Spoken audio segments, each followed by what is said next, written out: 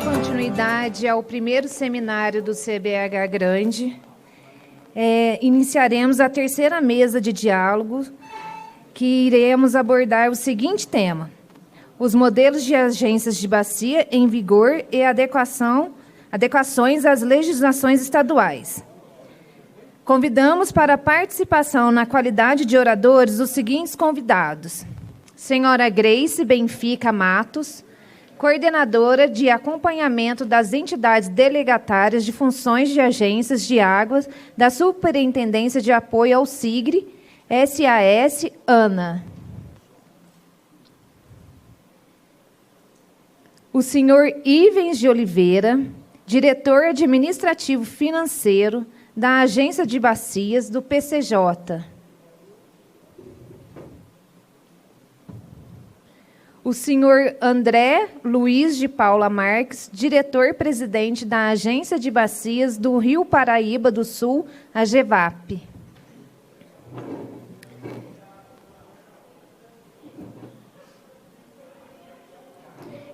E, na qualidade de moderador, convidamos o senhor Ideraldo Busch, presidente do CBH Grande. Informamos que, durante a mesa de diálogo, nossos assistentes recolherão as perguntas dos participantes e, ao final, essas serão encaminhadas para as respostas dos membros convidados para a mesa. Eu passo a palavra para o senhor Ideraldo Busch.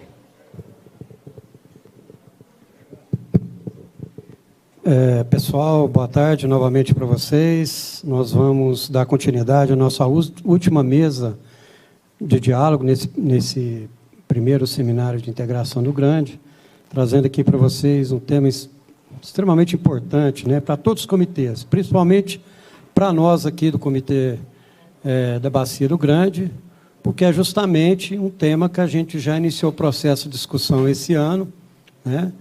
Inclusive, já foi criado o GT Cobrança e a agência, né, coordenado pela Camila, do IGAN, do Estado de Minas Gerais, órgão gestor de Minas, e já tiveram 3 reuniões, quer dizer, a coisa está andando, né, está progredindo, que é um objetivo nosso, vamos dizer assim, uma campanha dessa diretoria que tomou posse dia 1º de janeiro, é discutir realmente a cobrança da Bacia do Grande e trazer essa cobrança aqui para dentro, né?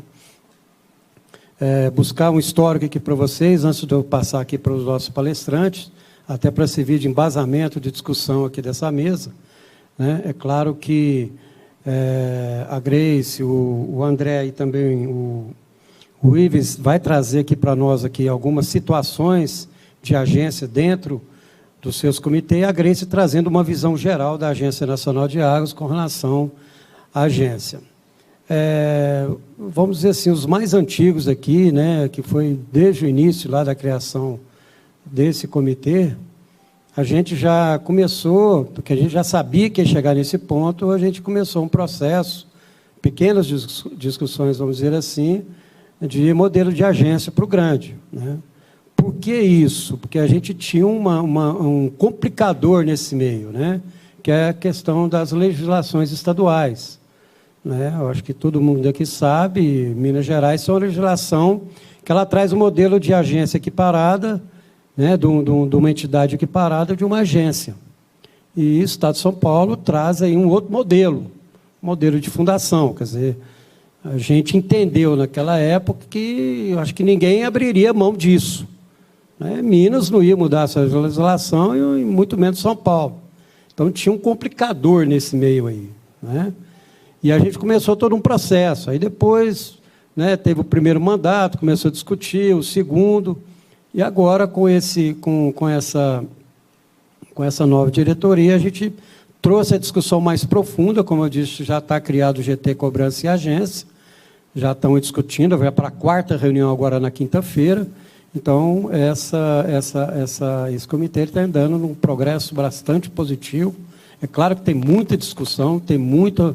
Né, a gente não está trazendo que a cobrança vai ser o ano que vem, nem nada. Não é isso. A gente quer trazer aqui para vocês, aqui, nesse debate aqui dessa mesa, né, dizer que, olha, o comitê está discutindo, o comitê está trazendo ações com relação à cobrança e à agência.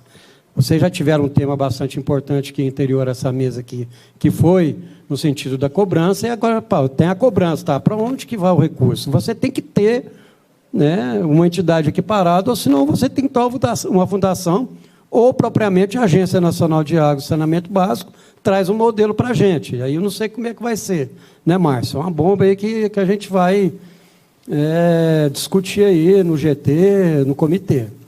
Tá bom? Então, aí eu vou passar primeiramente a palavra, então, na sequência que nós estamos aqui, seguindo a metodologia do nosso trabalho das mesas anteriores, ou seja, 20 minutos para cada palestrante, né? E aí, no final, a gente abre para discussão da plenária, perguntas e respostas, ok? Então, primeiro eu vou passar aqui para o Ivens, né, de Oliveira, ele é lá do PCJ, então você aí tem 20 minutos aí para suas colocações sobre esse tema de agência. Bom, pessoal, boa tarde a todos. Primeiro, né, quero agradecer o convite, né, do presidente do comitê, Bush, da participação aqui da Agência das Bacias PCJ, em nome do nosso diretor-presidente, o Sérgio Razeiro, o qual não pôde estar presente por outros, né, compromissos, né? Estou representando aqui a Agência das Bacias PCJ, né, e comentar um pouco em relação a todo o histórico de implantação da Agência das Bacias PCJ, um pouco da nossa estrutura, resultados e até mesmo desafios que nós teremos aí para os próximos anos, né, em virtude das diferentes legislações que nós estamos aí submetidos, né? Bom, então, quando nós falamos, né, na Agência das Bacias PCJ, é importante nós observarmos a primeira questão. Nós temos uma característica, né, um desafio muito semelhante aqui vocês do Grande, né? Nós, lá do PCJ, temos a porção paulista e também temos a porção mineira, né? Então, assim como vocês aqui no Grande. E a cobrança federal, como foi colocada pelo Rodrigo anteriormente, ela iniciou-se em 2006, né? E, a partir da implementação da cobrança, né, qual foi a solução, então, encontrada em conjunto com a Agência Nacional de Águas e Saneamento Básico, né? Ter como entidade delegatária o consórcio PCJ. Então, o consórcio PCJ é uma associação civil sem fins lucrativos, né, formada por usuários, né, dentre empresas, municípios, né, enfim, e que, então, durante o período de 2006 a 2010, foi a nossa entidade delegatária, a qual gerenciava os recursos da cobrança federal. A cobrança paulista, ela iniciou-se em 2007 e era realizada pelo DAE. E o DAE também exercia as funções de secretaria executiva. E a cobrança mineira começou em 2010. Então, para dar o pontapé inicial, que foi considerado, então, como uma primeira agência de forma, né, provisória, o consórcio PCJ. Até começar-se, então, até iniciar-se todos os estudos em relação à implantação de uma agência de bacias mesmo. E aqui viria aí o grande dilema: como atender São Paulo, como atender a legislação federal, como atender a legislação mineira, né? Então, entre 2008 e 2009, os comitês PCJ, né, fizeram uma discussão muito rica em relação à criação da Agência das Bacias PCJ, já pensando numa transição do consórcio PCJ para a futura agência. Então, qual que era o grande objetivo, né? O que se esperava lá em 2008 e 2009? Encontrar um modelo de agência que gerenciasse os recursos financeiros arrecadados em todos os domínios, que elaborasse o plano de recursos hídricos para avaliação do comitê, que fizesse a proposição de valores de cobrança aos comitês, que atendesse a todas as deliberações dos comitês PCJ, que exercesse o papel de secretaria executiva dos comitês PCJ, que cumprisse metas de contrato, eventualmente, né, contratos de gestão com ANA, com IGAN, enfim, e atender, então, a legislação. A 9433, do ponto de vista federal, a 7663 de 91, que é a política estadual de recursos hídricos, né? E a 13199, né, de 99, que é a política estadual mineira, né? E também não podemos, né, deixar de citar que, para São Paulo, nós temos a Lei 10.020, de 98, que autoriza a participação do Estado de São Paulo na instituição de agências de bacias aqui no Estado, né?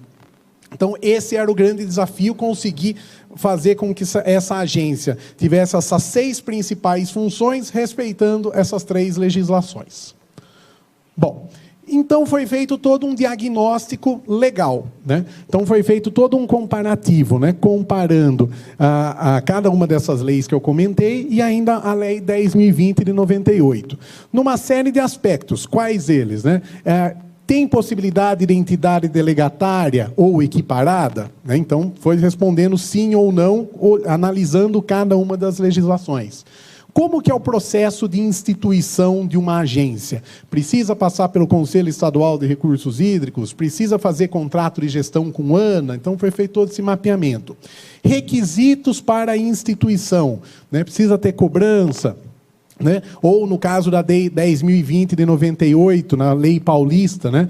Que os municípios tem até a prerrogativa, né, dos municípios e da sociedade civil poderem custear as despesas para implantação da agência, mesmo não tendo cobrança. Né? Nós temos 2 casos no estado de São Paulo, tanto, né, o Alto Tietê quanto o Sorocaba Médio Tietê, são 2 agências anteriores, né, a agência PCJ, estão aqui até com o Hélio, né, nosso colega, presidente da agência do Alto Tietê também, né, que iniciaram as suas atividades mesmo antes de ter sido implementado a cobrança. Né? Então, foi colocado isso, foi também colocado na balança dentro dos comitês PCJ.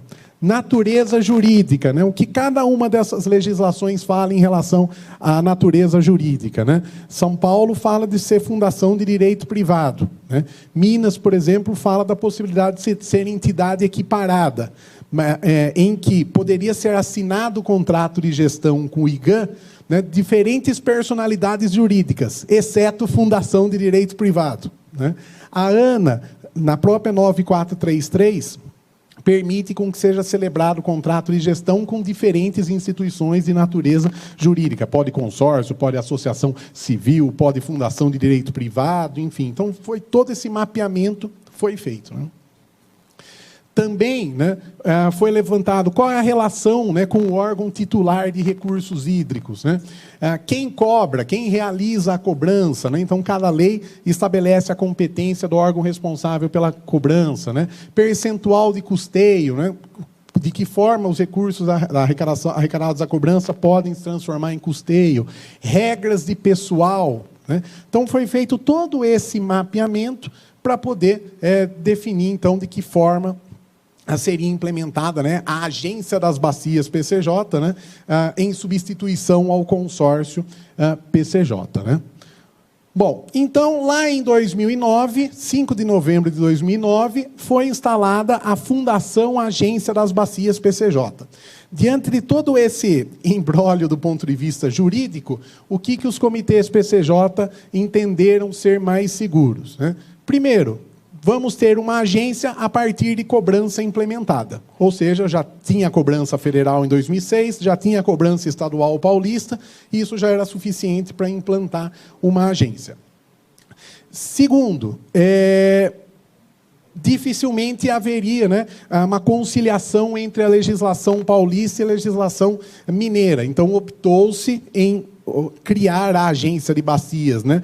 Tipicamente, né, respeitando a legislação paulista, né, portanto, de fundação de direito privado, e com a possibilidade de assinar o contrato de gestão com a ANA, né, e a definir, né, num futuro, de que forma nós poderíamos atender em Minas Gerais. Então, hoje, o modelo da agência de bacias nós somos uma típica agência de bacias para São Paulo, temos um contrato de gestão com a ANA e, em Minas, nós não gerenciamos o recurso da cobrança mineira, isso é por conta do IGAN, né? Até com que se tenha, né, avanços, tratativas do ponto de vista jurídico, para algum dia a Agência das Bacias PCJ possa gerenciar recursos da cobrança mineira. Então, a cobrança estadual mineira é de responsabilidade do IGAN.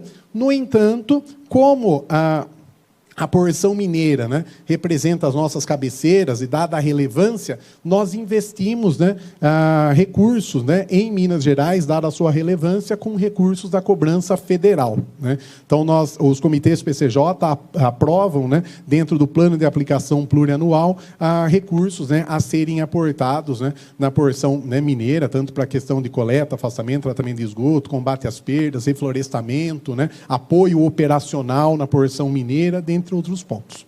Então, 2009 foi o ano que oficialmente nós nascemos. Conseguimos atender 2 lados, o lado mineiro ainda não atendemos, né, mas a avançar. Bom, aí 2010 foi o ano de estruturação, né? Para quem aqui é de São Paulo, por nós sermos, né, uma fundação instituída pelo Estado de São Paulo, porque um dos instituidores de uma agência de bacias em São Paulo é o próprio governo do Estado de São Paulo, além dos municípios, né, e de representantes da sociedade civil, né, que fazem parte do comitê. Mas o Estado de São Paulo, ele é um dos instituidores.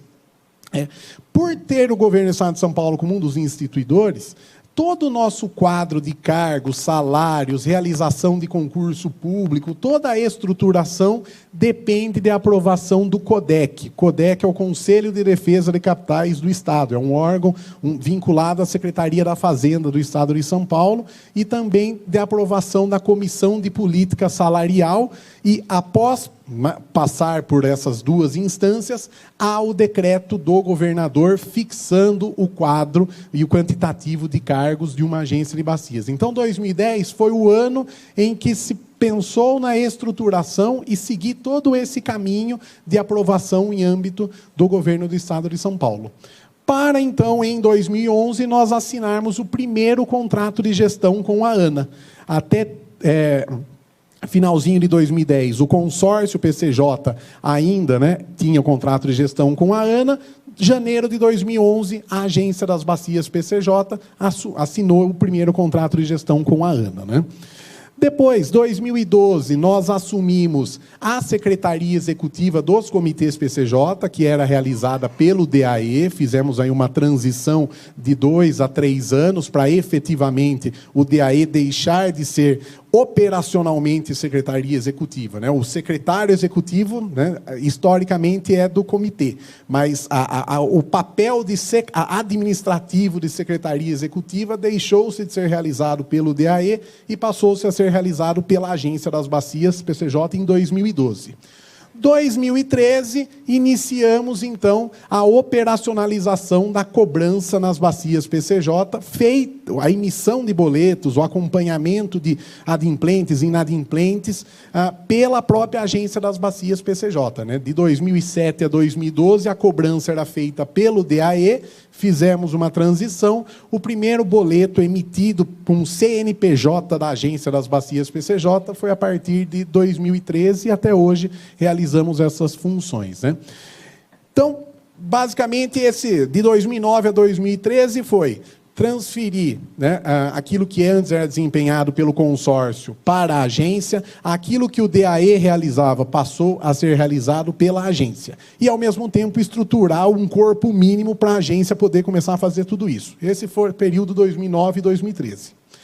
2014, nós começamos, né, já um processo, né, de planejamento estratégico, definimos todas as nossas declarações corporativas, começamos aí um processo de profissionalização da Agência das Bacias PCJ, né? E em 2015, até mesmo para poder ganhar força de todas as atribuições que nós ganhamos, né, tivemos aí ao longo do tempo, né, nós passamos, então, e dado a limitação, né, até de procedimentos juntos, né, ao governo do Estado de São Paulo, de ampliação de pessoal, enfim, nós começamos, a partir de 2015, a fazer contratação de empresas que nós denominamos de gerenciadoras, né? Então, nós passamos a ter profissionais, né, terceirizados, técnicos, né, remunerados com recursos da cobrança federal para poder dar vazão, né, aos projetos e todas as outras ações que nós deveríamos realizar, né? Tudo isso permitido pelo próprio contrato de gestão com a ANA, né?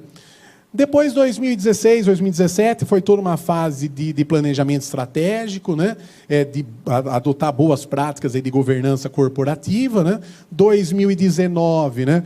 Nós estamos, né, para implantar a nossa sede própria, né? A Prefeitura Municipal de Piracicaba está em processo final de doação de uma área institucional para nós construirmos a nossa sede no Parque Tecnológico em Piracicaba, né? Com recursos do Fundo Patrimonial, recursos da cobrança estadual paulista e cujos superávites são transferidos para o Fundo Patrimonial, que pode ser utilizado, então, para imobilizado, né? Enfim, pois não.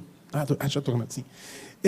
E a questão, e assinamos aí recentemente um novo contrato de gestão com a ANA, né?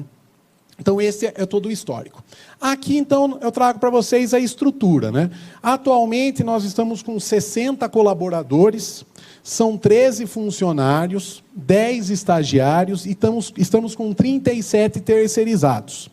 No entanto, nós acabamos de aprovar uma reestruturação organizacional, onde nós passaremos a ter quadro próprio de 30 colaboradores, num processo de transição de terceirizados para pessoal, né? Claro que isso depende de todo o caminho que eu comentei com os senhores agora, né? Aprovação do CODEC, Comissão de Política Salarial, decreto do governador do Estado e todos esses pontos, mas essa é a ideia. Basicamente, nós temos, então, né, o diretor-presidente, outros 2 diretores, eu estou como diretor administrativo financeiro, diretor técnico, ligado ao diretor-presidente outras 2 áreas, uma assessoria de comunicação, uma coordenação de apoio ao sistema de gestão de recursos hídricos, que é a Secretaria Executiva, né, atende especificamente a Secretaria Executiva, outras 3 áreas que estão vinculadas à diretoria administrativa e financeira, que é a área de TI, a área administrativa é a área financeira, a área de TI, né, todo o suporte de tecnologia de informação, a área administrativa, toda a parte de licitações, né, concurso público, patrimônio, rotina, né, de pessoal e administrativa como um todo, coordenação financeira, que realiza a cobrança estadual paulista, emite boletos, acompanha a arrecadação inadimplentes, insere no CADIM, na divirativa, nós enviamos para suspensão ou revogação de outorga junto com o escritório da BMT do DAE, enfim, todas essas funções. E lá na área técnica, uma coordenação de sistemas de informação, que é responsável por plano de bacias, por toda a questão da rede de monitoramento hidrometeorológico que nós temos, né? A coordenação de projetos, que basicamente trabalha com questões vinculadas a saneamento, então toda a parte de projetos de esgoto, perdas, tanto contratados pela agência PCJ, quanto com tomadores, né, de recursos do FEIDRO e de cobranças de uma forma geral. A assessoria ambiental, que cuida da parte de proteção de mananciais, todos os nossos projetos vinculados a PSA, reflorestamento, dentre outros, e a coordenação de gestão, que faz todo o relacionamento com o Conselho Estadual de Recursos Hídricos, Conselho Nacional de Recursos Hídricos, e que principalmente com a Agência Nacional de Águas e Saneamento Básico, né, por conta do contrato de gestão, das metas do contrato de gestão, né. Para os senhores terem uma ideia, nós temos um orçamento, né, recentemente aprovado de quase 38 milhões de reais, são os recursos que são gerenciados nas contas da Agência das Bacias PCJ, né? Como bem colocaram anteriormente, 100% do recurso da cobrança federal é transferido para a Agência das Bacias PCJ, então nós temos uma estimativa de desembolso para o ano que vem de recursos da cobrança federal de 30 milhões de reais. Recursos da cobrança paulista, nós só recebemos os 10% referentes ao custeio, os outros 90% permanecem no FEIDRO, então é um montante, né, inferior. Então, desses 37 milhões de reais, 4 milhões e 500 mil reais é o que nós temos disponível para custeio administrativo, despesa com pessoal, despesas gerais, né, administrativas, despesas com cobrança como um todo, e o restante, basicamente, né, investimentos a serem realizados aí nas bacias PCJ, de acordo com o plano de recursos hídricos, né. É importante também comentar com os senhores, né, dado essa situação com que nós temos de atender São Paulo, atender legislação federal, e toda a estrutura de governança corporativa, né, nós temos 8 instâncias para aprovação do orçamento e das prestações de contas. Então, primeiro, uma auditoria independente, que é bom para trazer, né, lisura, transparência ao processo, dar segurança aos membros do Conselho Fiscal e Conselho Deliberativo. Então, todo ano nós temos uma auditoria independente contratada para avaliar as nossas contas. Conselho Fiscal, está na Lei 10.020 de 98, que deve ter um Conselho Fiscal à Fundação. Conselho Deliberativo, está lá na Lei 10.020 de 98, que tem que constituir um conselho. Gerenciamos a cobrança estadual paulista, prestação de contas para o Tribunal de Contas do Estado de São Paulo. Temos contrato de gestão com a ANA, temos auditoria ANA e, indiretamente, o Tribunal de Contas da União. FEIDRO, porque nós gerenciamos os recursos aí dos royalties da compensação financeira. Então, né, o pessoal lá do nosso amigo Mangabeira também emite parecer em relação às nossas contas. Os comitês PCJ, que todo o orçamento, toda a prestação de contas, os comitês também avaliam. E, por fim, por ser uma fundação de direito privado, nós temos como interveniente o Ministério Público do Estado de São Paulo. Todo ano tem que prestar contas para o Ministério Público do Estado de São Paulo. Ou seja, 8 instâncias que fiscalizam os 37 milhões de reais que nós vamos gerenciar em 2023. Bom, aqui eu trago dos investimentos realizados, mas o Rodrigo, né, colocou bem já na apresentação dele o quanto, né, nós avançamos, enfim, então não vou entrar nesses detalhes, né, mas esse modelo, né, o qual nós temos, né, principalmente contrato de gestão com a Agência Nacional de Águas e Saneamento, né, básico, o que cabe aqui destacar? Que as ações são concentradas para execução na Agência das Bacias PCJ. Né? Então, aqueles 30 milhões de reais que eu comentei com os senhores, eles são contratos celebrados pela Agência das Bacias PCJ. Nós realizamos processos licitatórios para aqueles projetos, para aquele recurso financeiro. Né? Então, não há as tratativas, né, como se tem no FEIDRO, envolvendo agentes técnicos, enfim, não. Ali, todo o recurso federal está sob responsabilidade da Agência das Bacias PCJ. Né? E isso dá celeridade na contratação, no desembolso. Né? Hoje, de tudo que foi arrecadado de recursos da cobrança federal, nós já desembolsamos 91% e contratamos 98%. Então, nós temos praticamente todos os recursos comprometidos, né? E em fase de aceleração, por conta dessa agilidade. Né? Priorizamos novos temas ao longo do tempo, né? Não somente saneamento, mas monitoramento, preservação de mananciais, educação ambiental, dentre outros pontos. Né? Fizemos aí todo um planejamento de acordo com o nosso plano de bacias. Né?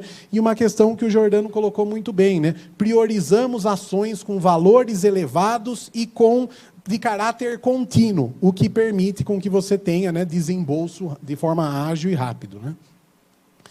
E alguns pontos fortes, então, que nós destacamos. Né? Aqui nós temos uma equipe, lá na agência PCJ, temos uma equipe com experiência, conhecimento, e principalmente por conta do quê?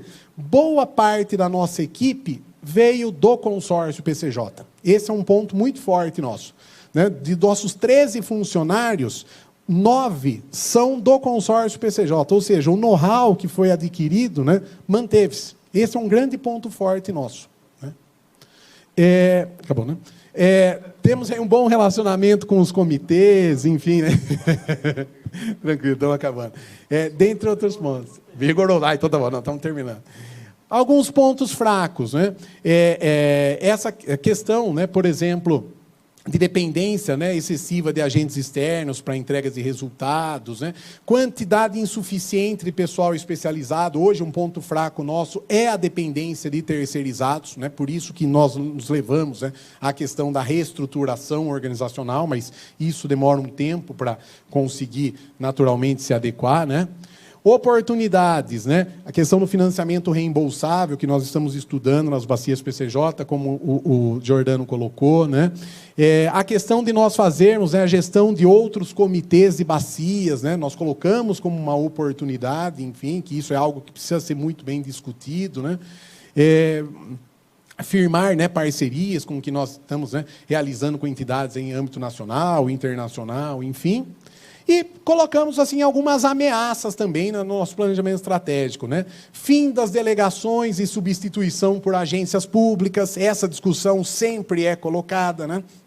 Até por conta da 9433, enfim, né? É um ponto que precisa ser muito bem observado, né?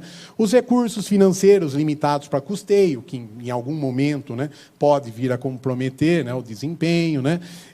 Contingenciamento de recursos financeiros, né? Nós, felizmente, nunca tivemos contingenciamento de recursos financeiros, nem em âmbito do governo do Estado de São Paulo, nem em âmbito do governo federal, mas sabemos que em outros estados isso acontece, né? Só na cobrança. Só na cobrança, isso. Na cobrança não tivemos, royalties já. Cobrança nós nunca tivemos, né? Mas é algo a ser, né, pensado, enfim, né? Dentre outros pontos, né? Falta de autonomia para alterações na estrutura de cargos e salários. Nós estamos até conversando, né? Esse vínculo ou não com o governo do Estado de São Paulo, né? Por mais que seja, né, uma agência, uma fundação de direito privado, enfim, né? Mas essa relação com o governo do Estado de São Paulo é algo a ser discutido nos próximos anos, né? Quando se fala em relação à questão de atender outros comitês, né, esse estudo que foi comentado do BID, né, a questão da regionalização de bacias, como conseguir viabilizar agências de bacias, né, para atender todos os comitês de uma forma geral, enfim, então são vários contrato de gestão, né, é uma questão muito interessante que ainda não tem no Estado de São Paulo, e você tem esse modelo amarrado em fundação de direito privado, então são muitas questões que precisam realmente ser discutidas, né?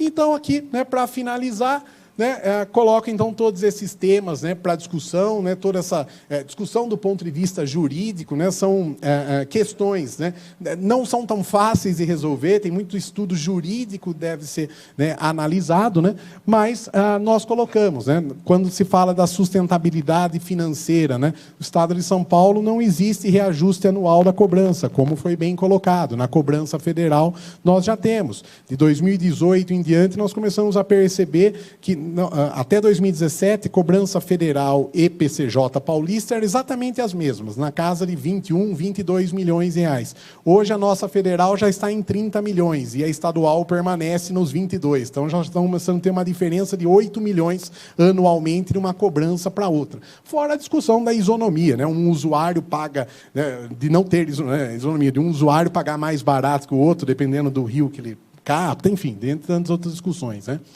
Revisar a Lei 10.020 de 98, como bem colocado, né, pelo Mangabeira, né, dessa discussão de BID, enfim, né? Uma outra discussão, permitir que as agências de bacias, né, operacionalizem em São Paulo 100% do recurso de investimento, assim como é feito na federal. Hoje só circula nas nossas contas 10%, os outros 90% é do FEIDRO. Por que não as agências de bacias também começarem a operar a parte de investimento da cobrança paulista, né? Deixar de ser tomador, enfim, né? Dentre outras, né, possíveis melhorias. Não opera, mas é responsável pelos nomes. Perfeito. Não opera, mas tem lá um CPF, né? A responsabilidade em relação a isso. E essa questão, então, do CODEC, né, na Comissão de Política Salarial, né, essa discussão se somos órgãos da administração indireta ou não, se as agências de bacias fazem parte da administração indireta do Estado ou não, mesmo sendo instituídas, mas não mantidas, e dentre tantos outros pontos, né? Então, são essas as questões, né? Fico à disposição para esclarecimento de dúvidas, né? Muito obrigado. E é um pouco de todo o processo, né, com que nós avançamos no PCJ para a instalação da nossa agência de bacias. Obrigado, pessoal. Obrigado, Bush. Quer mais uns 10 minutos? Pessoal, eu tenho a mania de cada palestrante eu fazer uma contextualização da fala do palestrante. Mas eu vou deixar para fazer dos três juntos, em conjunto, até para a gente andar um pouquinho mais rápido, tá bom? Então, eu vou passar agora para o André, aqui do meu lado, da GEVAP, que vai fazer as suas considerações com relação à agência. Está contando tempo ainda não, né, Bush? Ô, Bush, pô. Bem, queria agradecer o convite, né, do Bush, de a gente poder participar aqui. Meu nome é André. Eu sou diretor-presidente da GEVAP. A GEVAP tem um modelo totalmente diferente do PCJ, né? Para vocês terem uma noção, eu sou diretor-presidente da GEVAP já há 10 anos e fiz um processo seletivo para ser diretor-presidente, né? É um modelo totalmente diferente do modelo atual, né? Do modelo do Estado de São Paulo. Em São Paulo, realmente, existe uma dificuldade muito grande, né, de a gente sempre estar tentando mudar a lei, né, porque a lei em São Paulo, realmente, ela é mais complexa que nos outros estados. Né? Estou falando entre os 3 estados, nós estamos falando de São Paulo, que eu atuo, né, São Paulo, Minas e Rio de Janeiro. Então, hoje, a lei paulista ela é mais complexa, né? Então, a gente tem a lei do Rio de Janeiro, que é totalmente diferente, e é uma maneira até que eu, particularmente, gosto do que eles fazem, né? Por exemplo, aquele dinheiro da compensação elétrica, da Cifur, né? 50% dele é para ajudar os comitês de baixa arrecadação. É um modelo totalmente diferente do Brasil inteiro, mas ela é bem interessante, né?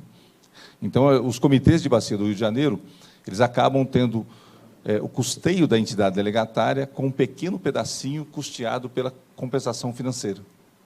Tá? Então, isso ajuda muito eles terem uma pequena estrutura de secretaria executiva, no mínimo. Certo? Então, eu não vou me alongar muito no tempo do CEIVAP, ou vamos falar assim, o CEIVAP, para todo mundo saber, ele é o pioneiro na cobrança. Né? Então, a gente está falando lá de 2003. Né? Então, a gente, só para a gente entender, foi o primeiro comitê onde começou a cobrança pelos recursos hídricos. É um comitê, na realidade, que tem toda uma história, uma trajetória. Nós estamos aí com o vice-presidente do comitê. Eu vou falar um pouquinho da legislação, né, para a gente entender um pouquinho a legislação, um pouquinho que o Ivens falou, das dificuldades. Né? Então, tanto para a Agência Nacional de Água, como também para Minas Gerais, né, só muda o nome, mas, na realidade, pode ser uma entidade delegatária ou uma entidade equiparada. E a gente vai ver um pouquinho disso. Deixa eu só ver se eu acerto aqui. Onde é que eu mudo aqui? Aqui. Né? A gente vai falar um pouquinho do arcabouço legal. Né? É importante lembrar, né, quem autorizou, na realidade, a gente ter as entidades delegatárias é exatamente a Lei Federal 10.881, onde ela traz, lá no seu artigo 1º, a possibilidade, né, firmar contrato de gestão por prazo determinado. Lembrando, né, gente, os grandes segredos de entidade delegatária e comitê é de ter uma parceria junto. Se tiver uma parceria, com certeza o sistema vai andar bem. E se ele conseguir uma parceria ainda com o órgão gestor, melhor ainda. Né? Então, nós temos o artigo 47, onde o Ivens falou um pouquinho, né? A gente pode daí ter vários tipos, né, de instituições que se encaixam para ser uma entidade delegatária. Então, para a Agência Nacional de Água, nós temos vários modelos que podem ser construídos, né? Consórcios, associações intermunicipais, associações regionais, como também, no caso nosso, a gente praticamente é o quê? A gente é uma ONG. Né? Nós já estamos com um contrato com a ANA há 20 anos, trabalhando nesse processo. Né? No comecinho, na realidade, uma secretaria executiva somente. Em 2013, a gente passa a ser um grande corpo técnico. A GEVAP hoje ela tem quanto? A GEVAP hoje ela tem 72 funcionários, 72 colaboradores, e mais 21 na Bacia do Doce também, que vocês vão ver daqui um pouquinho. Então, em âmbito federal, né, para atuar no Comitê Federal, nós temos... Essa é a lei que determina exatamente o formato que tem que ser a agência de vocês. O artigo 37 da Lei 13.199, né, ele também traz aí os modelos que podem ser em nível estadual, onde só muda o nome, né, entidade equiparada para entidade delegatária.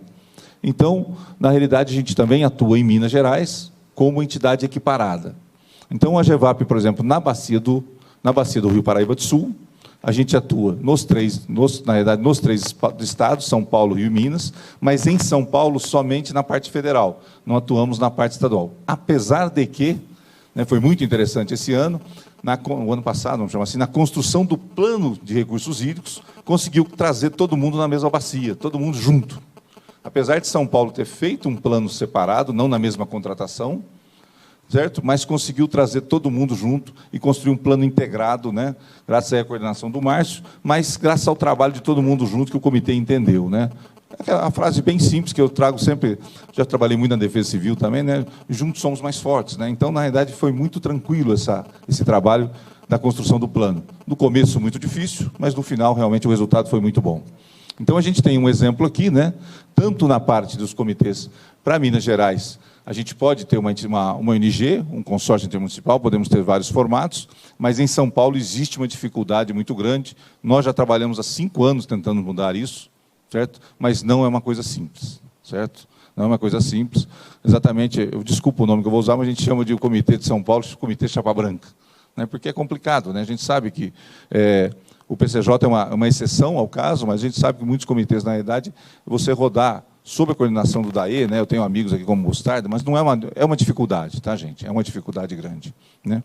A gente já teve casos que, por exemplo, você perde, às vezes, uma entidade delegatária e fica muito difícil, às vezes, o processo, né? Porque a entidade delegatária, o que acontece? Nada mais é quem conhece um pouquinho de autarquia municipal, por exemplo, né? A autarquia, pelo tamanho dela e pela fácil mobilização o nível de responsabilidade de resposta passa a ser muito rápido a resposta. Tá? Então, isso ajuda muito. Quando você vai ter que subir, no âmbito, por exemplo, de aprovar o quadro da Fundação PCJ lá em nível estadual, fica muito difícil, isso é lógico. Tá? Então, as legislações estaduais que vocês vão ter que trabalhar nesse momento para fazer uma entidade delegatária, instituir realmente uma entidade delegatária do Verde Grande, são essas duas em nível estadual de Minas Gerais e em nível federal de Brasil, né? Mas em relação a São Paulo, vai ter uma dificuldade grande realmente, certo? Bem, só para vocês saberem um pouquinho, né? Então, a delegação da GEVAP, ela atua tanto na Bacia do Paraíba do Sul, vocês vão ver em vários locais que a gente atua, mas a gente atua também, só para vocês saberem, hoje nós atendemos 17 comitês de bacia, tá? Só para vocês entenderem a GEVAP hoje. Nós tivemos a resolução do CNRH de 2020, onde a gente pegou também a parte do Comitê do Doce e dos comitês afluentes através do Conselho Regional de Minas, né? Então, esse é o nosso arcabouço jurídico, o arcabouço legal que a gente tem, né? Para vocês entenderem um pouquinho, né, a gente vai conhecer um pouquinho a GEVAP. É muito importante vocês verem aquele segredo ali, ó. O grande segredo das várias ações que nós fazemos é exatamente por ter essa integração comitê-agência muito forte. Qual que é o nosso problema grande hoje? Como eu tenho 17 comitês, eu tenho cada um num nível de maturidade diferente do outro. Então, eu tenho comitês, por exemplo, muito interessantes, uma maturidade alta, como o CEIVAP. Temos comitês de mais baixa maturidade, como, não vou citar o nome, mas de outros comitês, por exemplo. Tá bom? E o que é importante? O comitê CEIVAP, de certa forma, ele conseguiu levar todo mundo junto no processo dele. Então, a gente trabalha muito com rateio de custo, com rateio de custeio, dividimos custos em todo mundo. Então, a gente consegue hoje, por exemplo, vamos fazer uma obra, né? Por exemplo, vocês vão ver aí, tá, que eu trouxe para vocês, eu gosto de trazer coisas práticas, né? Então, por exemplo, nós estamos fazendo um saneamento rural de 15 municípios do estado do Rio de Janeiro, integral, 100%. 100%, tudo que for saneamento rural, todas as fossas, todas as nascentes, 100%, fizemos o diagnóstico, e agora estamos fazendo 100% de tudo, né? Com o Comitê Guandu, que é aquela transposição que o Baete citou, né? Uma transposição de 120 metros cúbicos por segundo, né? Só para a gente ter uma noção, São José dos Campos, 600 mil habitantes, utiliza para consumo humano 2 metros cúbicos por segundo, 2,2. Né? Então, nós estamos falando aí de fazer para 15 municípios saneamento rural integral de todos. Estamos agora inaugurando no final do ano a universalização do saneamento de municípios de pequeno porte, que a gente tem condição de fazer, né? Hoje, por exemplo, ficou pronta a estação de tratamento de esgoto do município de Areias. Sabe? Então, isso, na realidade, né, anima a gente a fazer. Então, o processo dá certo, tá, gente? Eu não tenho dúvida disso. Então, para a gente conhecer um pouquinho, né, Resende, né?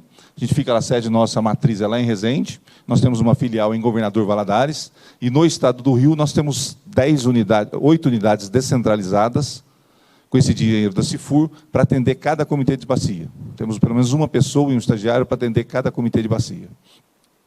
E nós temos em São Paulo, nós temos no Parque Tecnológico São José dos Campos uma unidade, lá a gente toma conta do Centro de Desenvolvimento de Tecnologia Ambiental, chamado CDTASA, que a gente desenvolve novas tecnologias, né? Por exemplo, combate a perdas em sistema de distribuição de água usando inteligência artificial. É um programa feito no Parque Tecnológico, com recurso privado, a gente conseguiu, e agora a gente tenta espalhar na bacia isso. Ou tratamento em nível terciário de pequenas comunidades rurais. Então, a GEVAP, ela surge, né, em 20 de junho de 2002, a gente fez agora 20 anos, né? Fizemos 20 anos aí agora em junho. Então, a gente, na realidade, atende toda essa legislação. O que está acontecendo agora? Está um movimento grande, né? A gente tinha várias resoluções que dificultavam muito o nosso processo de compra, né? Resolução 552, depois a resolução 160, do órgão do Estado do Rio, de Minas. Agora está tendo uma convergência, a gente ainda vai fazer uma análise maior para as leis federais, realmente, a 8666 ou a 14133, que é a nova lei que vai surgir. Isso é bom ou é ruim, né? Precisamos discutir, né? Porque para nós, na verdade, se todos convergirem para uma legislação só, talvez é melhor, né? Porque quando eu faço uma licitação na GEVAP, eu tenho que fazer uma licitação usando a legislação mais restritiva das três, né? Quando eu faço uma licitação em conjunto. Então, isso não é bom. E aí eu tenho que observar um monte de legislação. Às vezes, todo mundo converter para uma mesma legislação, talvez seja mais fácil. E como a gente já tem uma certa experiência na 866, minha equipe, então fica muito mais fácil. Então, outra coisa, o organograma da GEVAP, né? Nós temos, na realidade, só a parte ali azulzinha para baixo, tem um diretor-presidente, um assessor, e depois nós trabalhamos muito com a parte gerencial, né? Então, eu tenho um gerente por contrato de gestão, onde é a pessoa que eu chamo que ele é o dono do contrato de gestão. Meu conselho de administração são todas pessoas voluntárias, eu só pago viagem, essas coisas. Eu tenho um controlador, que na realidade fica fazendo toda a controladoria nossa e fiscalizando a gente. Nós temos auditoria externa independente trimestral. Todo lugar que eu trabalhei, a gente implantou trimestral, exatamente para poder fazer o flow-up e fazer a correção exatamente trimestralmente, né? A gente poder não chegar no final do ano e fazer uma loucura. Nós temos 2 unidades, a unidade Resende e a unidade Doce. Aqui estão os contratos da GEVAP, nós temos 17 comitês de bacia, são 8 contratos de gestão. Nós temos, na realidade, vocês vão ver que a gente atende não só Paraíba do Sul, como atendemos também Baía de Guanabara, Baía de Ilha Grande, Comitê Ugandu, além da bacia do Rio Paraíba do Sul, e atendemos também o Comitê do Doce e os 6 comitês afluentes. A GEVAP ela tem missão e visão, porque nós temos a ISO 9001, né? Nós implantamos já há 4 anos a ISO 9001, então trabalhamos junto com a ISO em relação aos nossos comitês. A bacia do Paraíba do Sul, para vocês entenderem, né, são 184 municípios na Paraíba do Sul. Na verdade, na bacia do Guandu são mais 15. Nesses 15, nós estamos fazendo um saneamento rural integral, 100%. Na Baía de Guanabara, nós temos 17 municípios. Na Baía de Ilha Grande, só 3. Então, a GEVAP atua nessa região, que a gente chama comandado pela unidade Resende, exatamente nesse modelo. Na bacia do Doce, nós temos, na verdade, 200 municípios do lado de Minas e mais 28 do lado do Espírito Santo, onde a gente começou em 2020 a atuar, assim que a outra entidade delegatária anterior, que chamava IBIL, ela acabou se desfazendo por motivos aí A, B ou C, né? E não convém, no caso, citar, e aí a gente acabou participando e, na realidade, assumindo a agência de lá. Né? Eu vou dar alguns exemplos, né? Só para vocês, na realidade, eu falo sempre o seguinte, né, gente? Quando a gente tem dúvida se vai implantar, eu não tenho dúvida nenhuma, tá? Eu sou um defensor do sistema. Estou há 10 anos. Antigamente eu era um tomador de recursos, né? Fui presidente de SAI, de Serviço de Água, durante 20 anos. Né? E hoje, na realidade, eu não tenho dúvida que deve se implantar a cobrança, e a cobrança, na realidade, é um fator que motiva muito e desenvolve muitos projetos. Né? Só para você ter uma noção, nós conseguimos, por exemplo, 3 milhões da França, que está desenvolvendo um projeto de parceria público-privado em Volta Redonda. Né? Então, quer dizer, existem muitas oportunidades aí abertas que são interessantes. Né? Então, por exemplo, a gente faz o ranking de saneamento na bacia.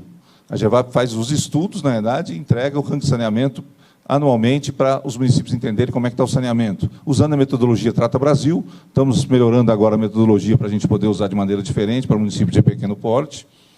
Nós temos um sistema de informação.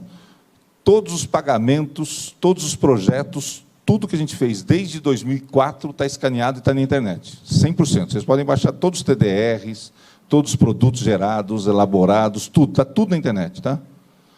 Se alguém for procurar a formação do Sistema Nacional de Informação sobre Saneamento, o SNIS, nós pegamos todos os municípios da bacia nossa e colocamos tudo na internet. Então, não precisa mais procurar, vou lá no SNIS procurar, não. Todo ano, muda o ano, a gente pega todas as informações, a partir do momento que chegam novas informações, a gente coloca na internet. Então, esse sistema, por exemplo, nós temos mais de 400 mapas, 400 camadas, né, de layers, né, vamos chamar assim. Nós fazemos desde obra, a gente mesmo executa a obra, a gente terceiriza a obra, a gente usa todas as estratégias possíveis. Né? Se o município tem maior capacidade, por exemplo, a gente tem alguns municípios que a gente já sabe que vai dar certo. Muriaé é um município desse. Muriaé, você passou o recurso para Muriaé, dá certo, presta conta direito. Né? Você vai ganhando a confiança do município conforme ele tem uma boa capacidade de desenvolvimento. Então, nós fazemos desde essa obra, por exemplo, a recuperação de um aterro sanitário, um antigo lixão, que a gente fez a recuperação dele, fizemos o saneamento do lixão e depois coleta de chorume, tratamento, tudo que foi. Ali é uma unidade de tratamento de reciclagem, unidade de piau, captação de Barra Mansa. Esse foi exatamente no momento da crise hídrica, onde a gente implantou, na realidade, 4 sistemas de bomba. Né? Tinham 20 municípios com problema de captação. Né? O Rio Paraíba baixou muito. Quando ele abaixou muito, os municípios não tinham mais capacidade de bombear a água. E aí a gente entrou, até o município fazer a licitação, a gente entrou mais rápido e atendemos 4 municípios. Quais municípios? Os municípios que tinham Sabesp e SEDAI fizeram sozinho. A GEVAP entrou em Volta Redonda, Barra Mansa, Três Rios e Aparecido do Norte. Então, a bomba que está em Aparecida do Norte hoje, a nossa santa padroeira, é da GEVAP, ou do CEIVAP, no caso. Certo? Então, são tipos de ações que a gente vai fazendo, né? Nós temos vários projetos, né? A gente já sabe que a grande fragilidade do processo inteiro, né, não é só a dupla dominalidade, mas também são os municípios, né? Existe uma fragilidade nos municípios, às vezes por nunca ter visto o esgoto, nunca ter tratado. Então, a gente tem um programa nosso chamado Escola de Projetos, onde a gente capacita municípios, e temos 40 estagiários que a gente faz, desculpa, até invadir um pedacinho da universidade, um pedacinho do Verde Grande, né, que a gente tem um convênio com a Universidade Unifei, tá? Itajubá, onde a gente tem um projeto grande com eles, que a gente faz o quê? Capacitação de alunos para elaborar projetos de verdades. Então, a gente pega um projeto na Bacia, por exemplo, vamos fazer um Plano Municipal de Gestão Integrada de Resíduos Sólidos. Nós pegamos os alunos e, com eles, fazemos o projeto de verdade. Fazemos o plano, pagamos uma bolsa de estudo de 1.200, o salário mínimo, 1.220 agora, né? Então, a gente tem... financiamos bolsas de estudo de doutorado. Entramos, por exemplo, no CNPq. Junto com o CNPq, por exemplo, nós fazemos o quê? O CNPq abriu um processo de Mayday, né?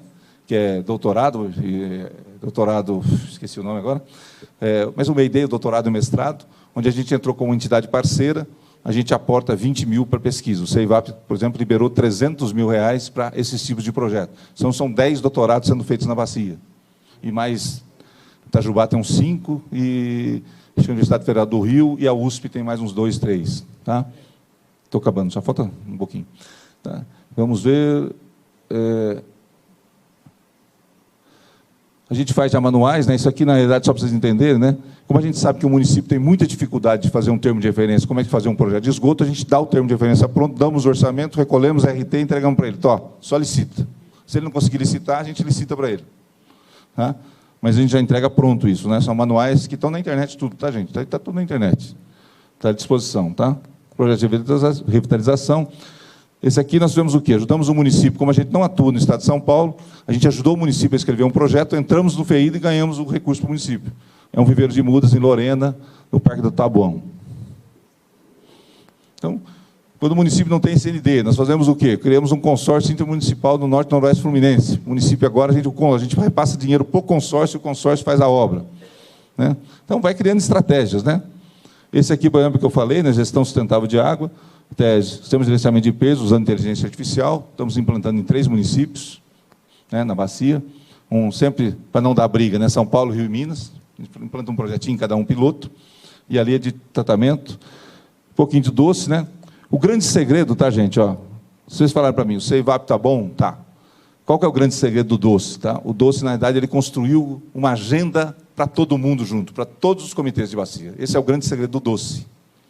Então, hoje, se você pegar, por exemplo, eu consigo fazer 4 projetos do doce, que abarca tanto os comitês mineiros como o Comitê Federal, e num projeto só, que são macroprojetos grandes, a gente consegue fazer quase todos os desembolsos, consegue dar resultado. Né? Isso que é importante, dar resultado. Então, como vocês podem ver aí, os grandes projetos do doce, projeto de SES, né? Nós estamos fazendo aí 30 projetos de SES, aí, várias estratégias, né? A gente vai usando. Programa de convivência Cancheias, né? Nós estamos fazendo junto com a ANA esse projeto. Outro projeto, na verdade, é o Doce também está implantando o programa Rio Vivo, que são 4.000 nascentes e 2.000 sistemas de fossa, também vão ser recuperados, já está em andamento, nós dividimos em 7 lotes, já tem 4 lotes contratados e 3 lotes estão em andamento. Convivência Cancheia, voltei, desculpa. Né? Metas do gestão, quer dizer, as metas que a ANA bolou, tá, gente, que também estão muito parecidas com a ANA e com o IGAN, estão muito parecidas as metas agora, elas realmente atendem o comitê. Tá? Foram estudos de 2 anos feitos pela ANA, temos que realmente entender que foi uma boa metodologia feita. Né? A meta 2, para vocês terem uma noção, é a capacidade da agência de atender todos os encaminhamentos feitos em instâncias participativas do comitê. Então, nós temos ali as metas de desembolso, projetos estratégicos. Então, as metas definidas no contrato de gestão hoje realmente atendem muito bem o comitê, os anseios do comitê. Então, o que eu falo para vocês, né? Quer dizer, é um aprendizado que a gente tem, como o próprio vice-presidente do CEIVAP falou, né? Nós tivemos um aumento de 100%, não foi fácil, foi uma discussão muito grande. para não machucar muito na época, né? A própria CSN, né, que fica ali em Volta Redonda, pediu para escalonar em três momentos, né? Então a gente fez em 3 parcelas o aumento, mas conseguiu aumentar, e a gente conseguiu realmente fazer um projeto que deu certo, né? Então a gente está hoje no Doce, já com muitos projetos em andamento, né? Nós estamos com o SIGA lá de informações, Sistema de Informação, né? Sistema Integrado de Gestão das Águas, que realmente tem já 400 layers de informação. Já estamos começando a pegar informações, tem inclusive da Fundação Renova, né? Porque se ela acaba, a gente já começa a ter os dados também da Fundação Renova. Então, na verdade, é um sistema muito forte que está implantado lá. Só queria falar para vocês que é importante a cobrança, é importante ter agência, né? E a gente não quer ficar falando dos problemas. Problemas nós temos? Muito, não tenho dúvidas disso, né? Legislação não são integradas, mas eu acho que o sistema de cobrança, na realidade, é um avanço muito grande, e eu vejo com muito bons olhos a legislação nossa. Tanto de São Paulo, que São Paulo é antes a legislação de São Paulo é anterior à legislação nacional, né? Até por isso que tem algumas divergências, alguns modelos diferentes, mas realmente a cobrança pelo uso da água é algo que veio e é muito fomentador, tá, gente? Muito fomentador. Nós já conseguimos, a gente abre projetos, às vezes, de contrapartida que os municípios dão, nós entramos com 40 milhões, os municípios dão 20 milhões de contrapartida, é mais 20 que entra de benefício para a bacia. Vocês deram um exemplo aí, né, que foi o de, mas que foi aquele que o rapaz falou aqui, acho que foi até ele, né, que o município não aplica nada da CIFUR, né? O município recebe a CIFUR, compensação financeira, não aplica nada. Quando você faz um edital de chamamento para selecionar, por que não esse ser um critério de seleção dos municípios que vão receber recurso da cobrança? Né? Nós colocamos, por exemplo, no edital do PS1, do professor aqui, né, do professor Wilson, ali no Preto Paraibuna, um dos critérios de hierarquização para ele elaborar projeto de esgotamento sanitário é o quê? É quanto que o município investiu em esgotamento sanitário ou em saneamento básico nos últimos 3 anos. Se ele está investindo, se ele acredita em saneamento, ele vai ter mais recursos.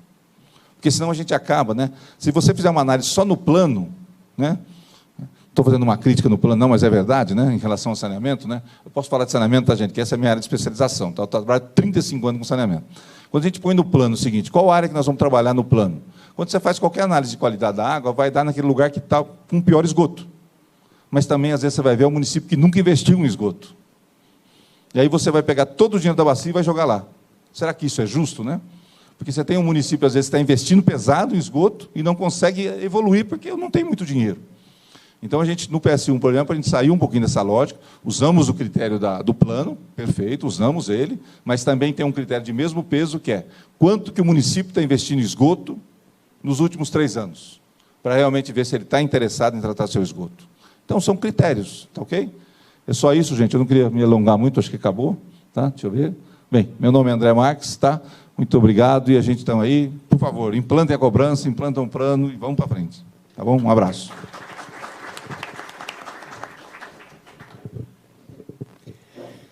Obrigado, André. Passando aqui para a próxima palestrante, a Grace, da Agência Nacional de Águas e Saneamento Básico. Boa tarde, gente. Bom, sobrou para mim um grande desafio, né?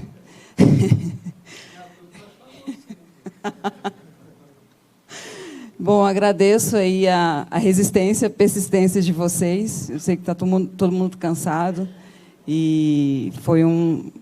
intenso aí dia de trabalho, de conversas, né? De compartilhamento de saberes. Então, eu vou tentar ser o mais breve possível, o mais resumida possível aqui. Não, se a gente puder ir até 8 horas. Aí, como é que... Aqui. Esse? Isso. Ah, tá. Bom, o Ivens e o André, eles já deram um quadro bem detalhado até, né, do trabalho que é feito por 2 entidades delegatárias que firmam parcerias com a ANA.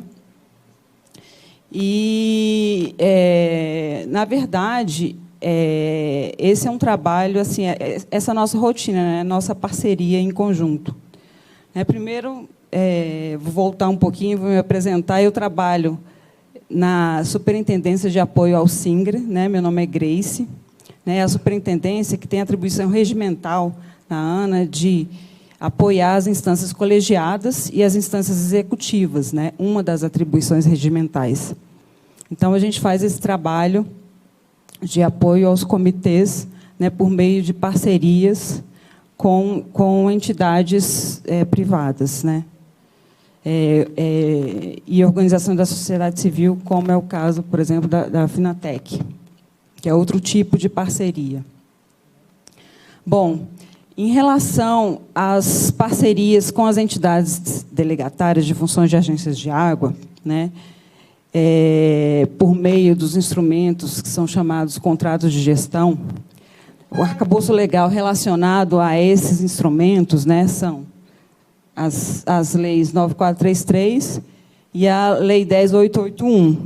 A Lei 10881, ela alterou a 9433 no artigo 51, né, que permite que o Conselho Nacional de Recursos Hídricos ele delegue competências de agências de água às organizações que o André já mencionou, que estão listadas lá na 9433, organizações sem fins lucrativos. Então, tem um rol extenso aí de classificação, né?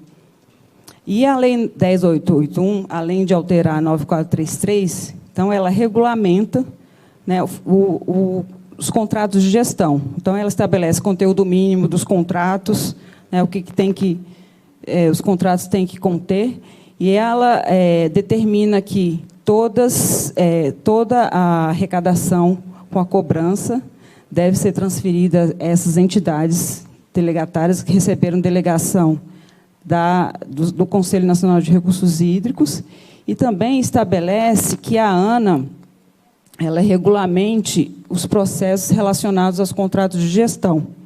Então, a ANA publica resoluções que orientam, né, a execução dos contratos de gestão. Bom, só para ilustrar aqui, então, todo mundo já conhece, né, a matriz do SINGRE. E,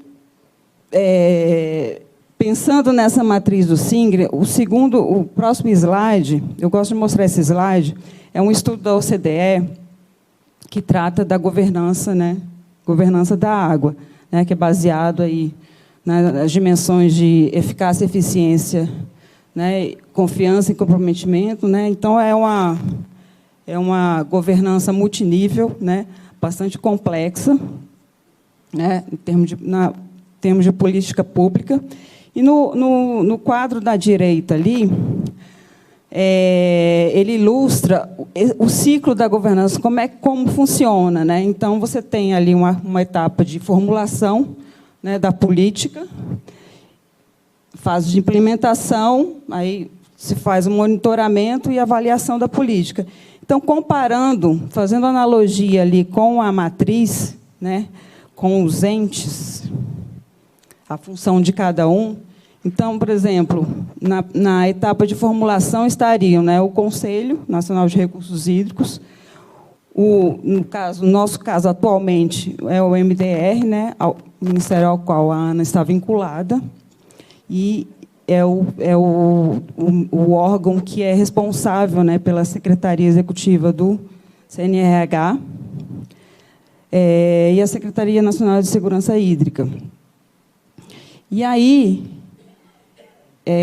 a ANA e a instância executiva, no caso, as entidades delegatárias, são responsáveis ali pelas fases, as demais fases, né, de implementação, monitoramento e avaliação, né, que é a ideia, que é o espírito aí da parceria que é firmada por meio do contrato de gestão. Bom, então, com base nas atribuições estabelecidas pela Lei 9433, né, aos entes do SINGRE, aos dois entes do SINGRE, dos quais a gente está conversando, que são o Comitê de Bacia Hidrográfica e a Agência de Água, né, no caso, cujas funções são exercidas pelas entidades delegatárias, né, a gente tem que os comitês eles possuem atribuições deliberativas, consultivas e propositivas, né, e as agências de água ela tem uma série de atividades relacionadas de apoio aos comitês e atividades técnico-executivas, né, operacionais, administrativas, financeiras. Então, ela é o braço executivo do comitê, né, fica com toda a carga administrativa e técnica, né, de apoio aí. Então, as agências de água, todo mundo sabe, as agências de águas ainda não estão regulamentadas, né? Enquanto isso, a lei permite que essas organizações sem fins lucrativos recebam essa delegação, né, que executem essas atividades estabelecidas em lei, as atividades das agências de águas descritas na lei, com exceção da cobrança, né, pelo uso dos recursos hídricos, né, que isso aí fica a cargo da ANA. Bom, então, em relação ao CBHs que tem cobrança, como é que funciona? A lei máxima, né, a 9433, regida pela Lei 9433, né, que institui a política e cria o SINGRE. Em seguida, os contratos de gestão são regulamentados pela Lei 10.881, né, que regulamenta a parceria da ANA com essas entidades delegatárias, né, e esses contratos de gestão, ao serem firmados com as entidades delegatárias, eles também são assinados pelos comitês de bacia hidrográfica, que são anuentes dos instrumentos. Então, por meio desses contratos, a ANA transfere toda a arrecadação da cobrança às entidades que são responsáveis pela gestão desses recursos. E elas fazem, além de fazer são responsáveis pela administração dos recursos, né? Então, elas têm funções de secretaria executiva do comitê e também dão suporte à implementação das ações do plano. E, abaixo da 10.881, então, a ANA recebe essa atribuição, por força da Lei 10.881, de regulamentar os processos relacionados aos contratos de gestão. Então, por conta dessa atribuição, a ANA publica resoluções e portarias, né, que orientam o trabalho das entidades delegatárias. Então, isso envolve aí, processo de compras e contratação, seleção de pessoal, prestação de contas, enfim, uma série de normativos, né, que orienta aí o trabalho das EDs. Dos 10 comitês criados, né, atualmente, então, 6 possuem cobrança. Então, a ANA firmou 6 contratos de gestão com entidades delegatárias. E os três comitês, né, que não possuem cobrança são firmados com outro tipo de parceria, que se chama o termo de colaboração, que é regido por outra lei, a lei que rege o marco das OSCs, das Organizações da Sociedade Civil. O novo modelo de contrato, então, ele foi firmado em 2021. Né? Então, o André já comentou, a gente teve o primeiro contrato firmado em 2003, né, com a GEVAP. Né, e, desde então, de lá para cá, né, 20 anos se passaram, e, em 2021, né, a gente remodelou esse contrato de gestão. A gente trabalhou junto com as EDs, numa nova metodologia. Também teve o trabalho em conjunto com a auditoria, né, com outras áreas, outras orgs da ANA. E a gente, né, trabalhou nesse redesenho aí do instrumento, né, que ele consiste basicamente assim, porque a ideia a gente não conseguir enxergar, fazer essa volta, esse círculo que a gente está fazendo no antigo contrato. Então, a ideia é, ao estabelecer o objeto, né, e o objeto dos objetivos do contrato, e fazer a avaliação, você enxerga, com o resultado da avaliação, você enxergue o atingimento do objeto do contrato de gestão. Bom, então, esse novo modelo, ele foi construído dessa forma. Ele tem três peças. A primeira peça, que são as cláusulas contratuais, e a inovação, trouxe várias inovações, são cláusulas padrão para todas as entidades. Ele trouxe cláusula de penalidades, né? E trouxe regras de aplicação financeira dos recursos da cobrança, né, para todos. Então, assim, as regras são as mesmas para todas as entidades. A segunda peça é um termo de referência. O termo de referência, ele traz a especificação do serviço a ser prestado pela entidade delegatária ao comitê, né? Então, ou seja, na verdade, é apenas um detalhamento do que está escrito na lei. Né? A Lei 9433, ela traz as atribuições dos comitês e das agências de água. Né? E aí, o que a gente faz no termo de referência? A gente traduz e detalha o que está escrito na lei, né, para facilitar o trabalho aí da entidade delegatária. E a terceira peça é o programa de trabalho. O programa de trabalho, ele contém as metas e indicadores que foram pactuadas entre a ANA, as entidades delegatárias e o Comitê de Bacia. Né? Então, o André mostrou um quadro ali, são 7 indicadores atualmente que a gente tem em todos os contratos de gestão. Todos os contratos de gestão são iguais em termos de padronização. Né? Ou seja, todas as entidades, os 6 contratos, eles possuem 7 indicadores iguais, né? Claro, com metas diferentes, né? Porque a meta depende da capacidade operacional da entidade, da realidade de cada bacia.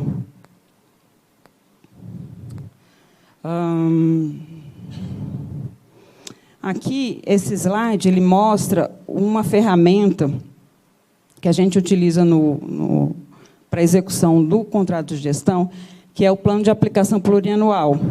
Então, ou seja, na verdade, ele é o coração, o plano de aplicação plurianual é a essência aí do contrato de gestão, é o coração do contrato de gestão, porque em torno dele gira todo o trabalho, né, que é feito pela entidade delegatária.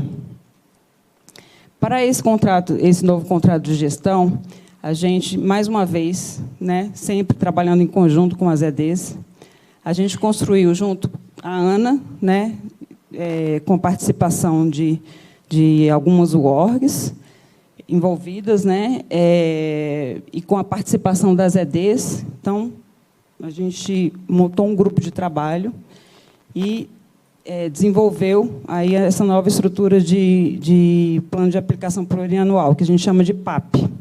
Então, esse plano, qual que é a ideia? Né? A ideia é a entidade ela usar essa ferramenta para fazer um planejamento de médio prazo, né, para a bacia.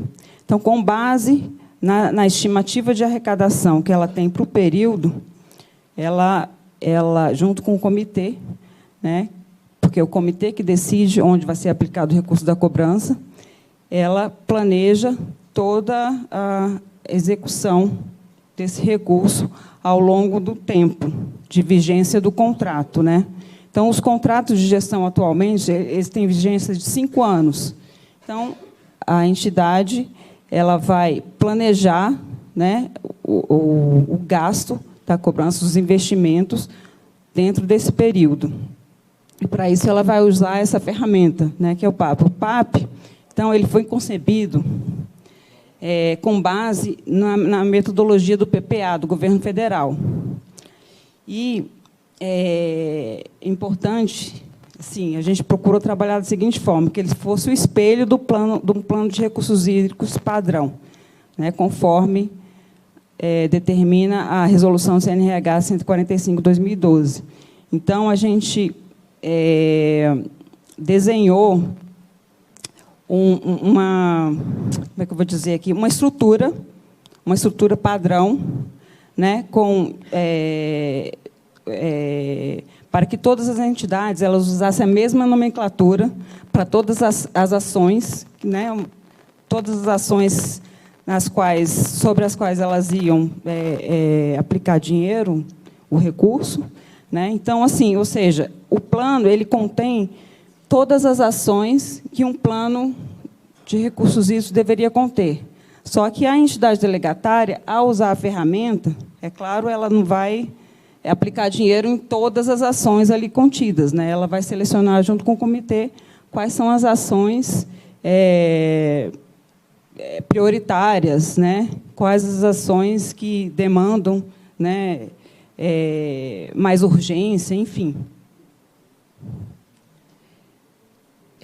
Então, é importante reforçar aqui, só que, ou seja, o PAP é uma ferramenta utilizada pela entidade delegatária, né, que é decidida junto com o comitê. Então, ou seja, a entidade delegatária ela propõe, né, ela faz o planejamento, propõe ao comitê, mas quem decide, né, é o comitê. E esse PAP, né, depois do desenho, o PAP é aprovado por deliberação do comitê. Aqui é uma ilustração aqui de como é a estrutura programática do PAP. Então, a gente dividiu aí em 4 finalidades, né? A primeira finalidade, de gestão de recursos hídricos, ela envolve as ações relacionadas aos instrumentos de gestão da política. A finalidade 2, que a gente chama de agenda setorial, são ações setoriais, saneamento básico, né? Aí envolve esgoto, água, drenagem, resíduos sólidos. A finalidade 3 são as ações de apoio ao comitê de bacia. Por que ela está separada aqui? Primeiro, porque nos contratos de gestão da ANA, essa ação ela entra como ação de investimento, porque a Lei 9433 ela determina que a entidade ela só tem um limite máximo de 7,5% para gastar com despesas administrativas, né? Então, para desafogar aí o uso do recurso, né, a ANA determinou, por meio de resolução, que as ações de apoio ao Comitê de Bacia Hidrográfica elas podem ser utilizadas do investimento, do 92,5%. E a finalidade 4, então, são as despesas administrativas, né? Então, gasto com pessoal, estrutura física. E, então, agora, ou seja, a gente consegue enxergar, nessa estrutura programática, como que as entidades estão gastando os recursos da cobrança, como estão sendo aplicados os recursos da cobrança, né? E, além do mais, a gente pode comparar uma com a outra, né? Por exemplo, como estão sendo feitos investimentos em saneamento básico nas 6 bacias, né? Quantos de investimento, ou como estão sendo feitos, né? Em que estão sendo aplicados. Então, é esse tipo de comparação, por exemplo, que esse novo PAP nos permite.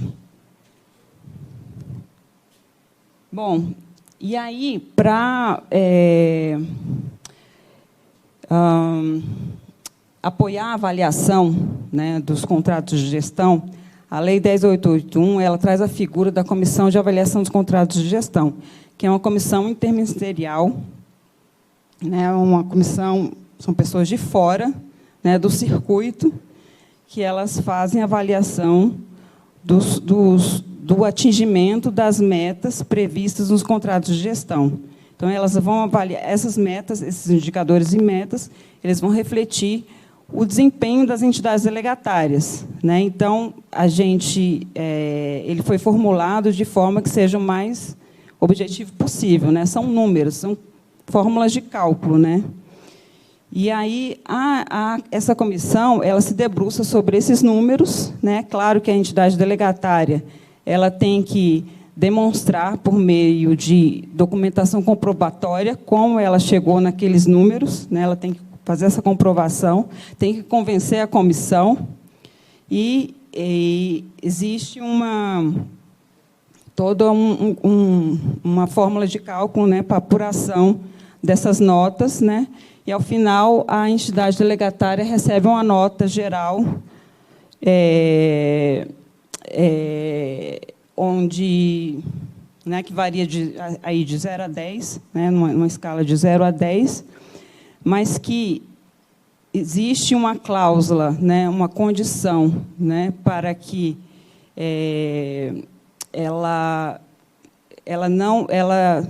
por exemplo, existem cláusulas de suspensão, de advertência, suspensão. Ela vai receber alguma penalidade por caso receba alguma nota baixa, né? Então, isso aí também é uma novidade do novo contrato de gestão. Então, atualmente, a CAV é formada por servidores da ANA, do Ministério do Desenvolvimento Regional e do Ministério da Economia. A CACG é outra comissão, também foi criada pela ANA, porque, inicialmente, os contratos de gestão eles não possuíam gestores, né? Então, a figura do gestor era exercida pela Comissão de Acompanhamento dos Contratos de Gestão, né? Até hoje, a comissão existe, é formada por servidores de 3 UORGs da ANA, mas, com esse novo contrato, a gente criou a figura do fiscal do contrato, né? A Comissão de Acompanhamento dos Contratos de Gestão ela precisou continuar, por quê? Porque os contratos de gestão eles demandam uma alta carga, né, de trabalho assim, administrativo, né? Então, foi necessário que a ANA até criasse uma coordenação específica para isso, para ajudar nesse apoio, né, aos contratos de gestão. Na verdade, é a coordenação a qual eu estou à frente. Eu também faço parte da Comissão de Acompanhamento dos Contratos de Gestão. E a gente, além de fazer esse acompanhamento aí, para e passo dos contratos, né, e fazer essa articulação das entidades entre a ANA e as entidades delegatárias, né, a gente tem essa função determinada por resolução de informar anualmente a DIREC da ANA, né, sobre a situação dos contratos de gestão. Então, todo ano, a gente elabora um documento maciço, né, com todas as informações, todo o trabalho que foi desenvolvido naquele ano. A gente faz todo o acompanhamento minucioso, né, da execução dos contratos de gestão.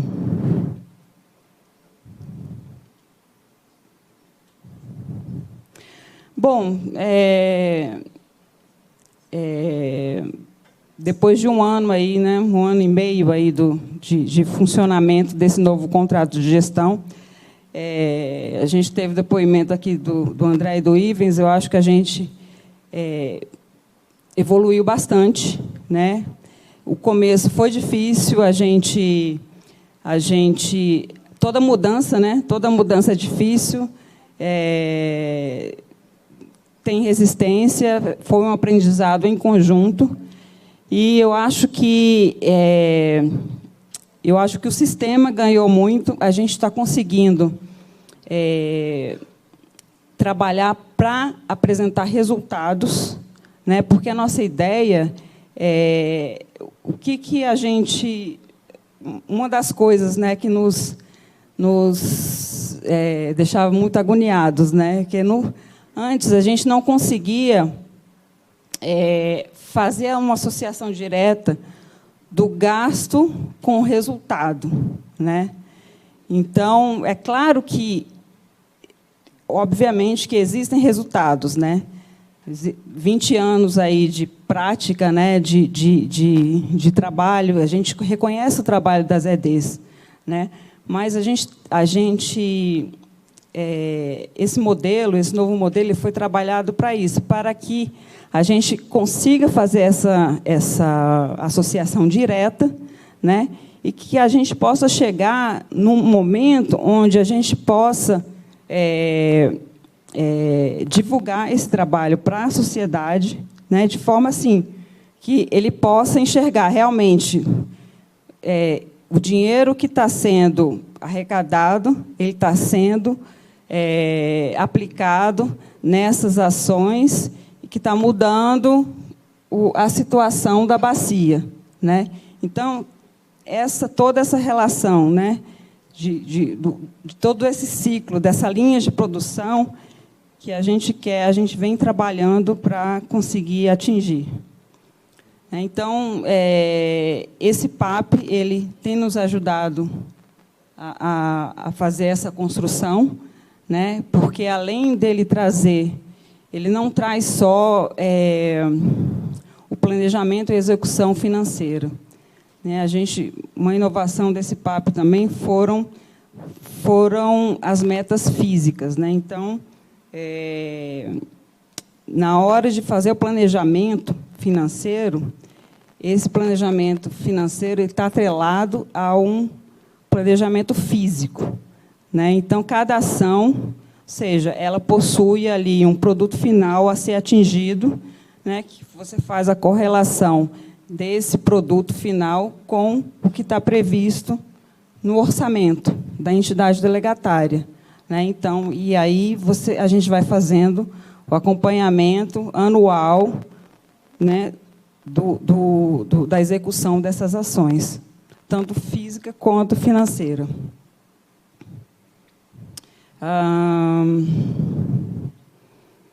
Bom, é isso. E, por fim, aí, né, eu acho que esse monitoramento e avaliação, né,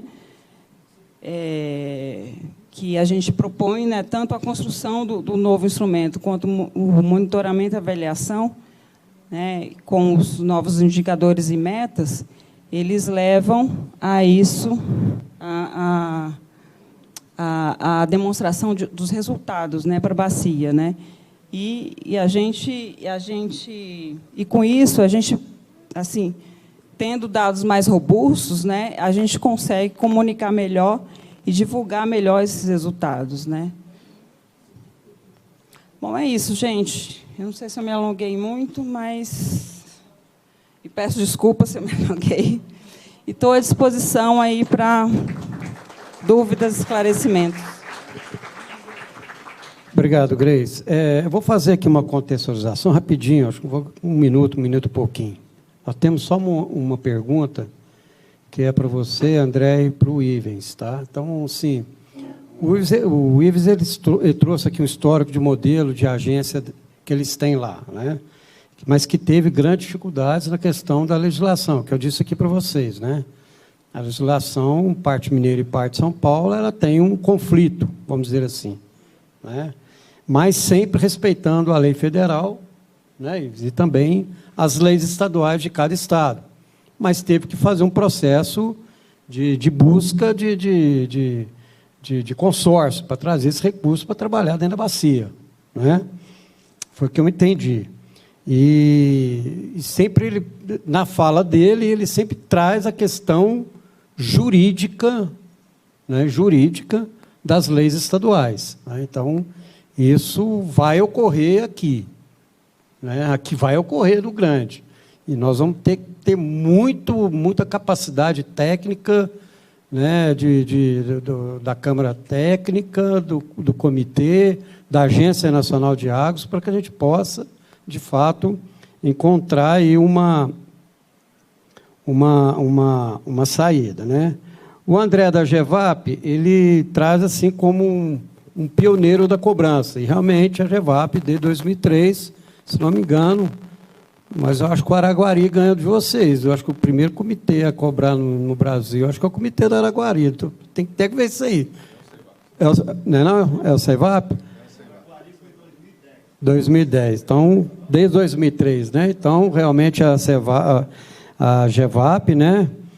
Também ele disse, né, para vocês terem uma um paralelo da palestra dos dois, também citou a questão da dificuldade da legislação mineira, e também não é dificuldade da legislação mineira, não, a dificuldade das duas legislações. Uma tem que segue a lei federal, né, que é Minas, segue aí o instrumento da lei federal que traz entidades equiparadas e agência, e o Estado de São Paulo, que traz aí um outro tipo de modelo de agência, né, que aí também nós vamos ter que trabalhar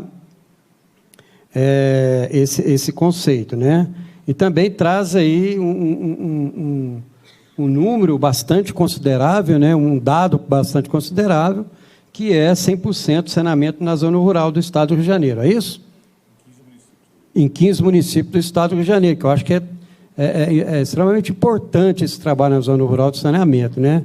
Nós temos aí grande parte dos municípios brasileiros que não tem o saneamento da zona rural. Então, acho que isso é extremamente importante, trabalhar nisso também, na questão da parte mineira. E também falou de vários programas, né, dentro da GEVAP. E a Grace, ela trabalhou muito na questão da legislação federal, né, que eu acho que é o papel da Ana mesmo. Esse é o papel da Ana, trabalhar dentro da legislação federal, da nova 433, né. Ela falou também, né, do contrato de gestão, quer dizer, nós temos aí 10 ou 11 comitês federais, 6 têm um contrato de gestão com a Agência Nacional, né, Grace? Então, falou também das entidades delegatárias, e também, na fala dela, ela traz 3 eixos fundamentais no contrato de gestão, né, que me parece foi a 4ª lâmina antes dessa última aí, que traz aquela questão dos contratos jurídicos, contratos... eu não me lembro aqui, foi os contratos processuais, né?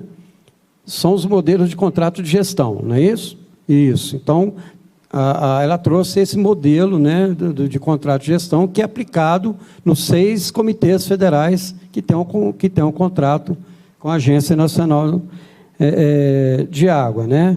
E trouxe também a finalidade do plano de aplicação plurianual, né? E também... lá na Araguari, a gente acompanha muito essa questão, né, o Maurício, que é aquele grupo de trabalho que acompanha todo o processo, né, do plano, né, junto à Agência Nacional de Águas, né?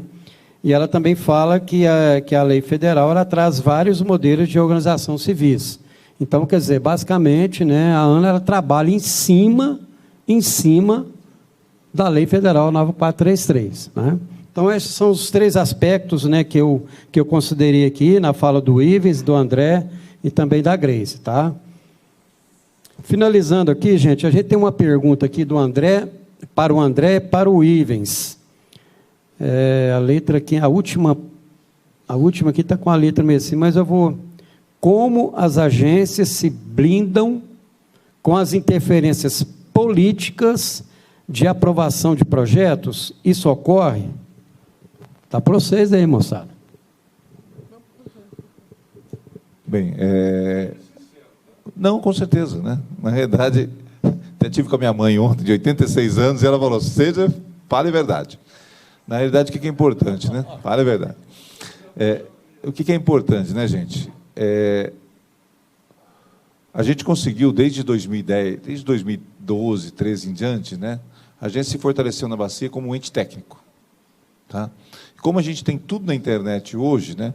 Primeiro eu estou falando em relação aos municípios, tá? As mudanças. Então, o que eu falei, o município tem grande chance, né? Eu já trabalhei 20 anos em município, a grande chance de um município ser um problema no processo do teto tomador de recursos, né? Então, o município ele tem grandes fragilidades no processo.